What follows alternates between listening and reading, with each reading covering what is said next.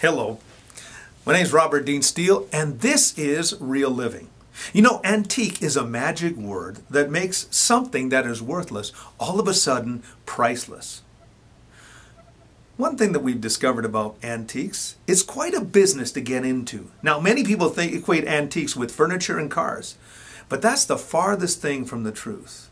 When I was on holidays one time, when we were visiting a small town in British Columbia, we came across a quaint antique shop. In it we found everything from comic books to collector memorabilia. My son especially likes comic books. My daughter loved the dolls.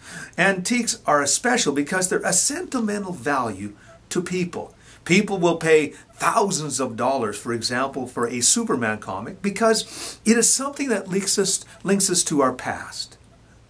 For me, the past is a reference point to the future. The greatest event of the past was the birth, life, death, and resurrection of Jesus Christ. This one person's life changed the course of human history. Jesus Christ came to give us a reference point to the past, and with Him in our lives, we can have a true future. Antiques are valuable, but Jesus Christ is priceless. So why don't you let Him change your life? My name is Robert Dean Steele, and this is Real Living.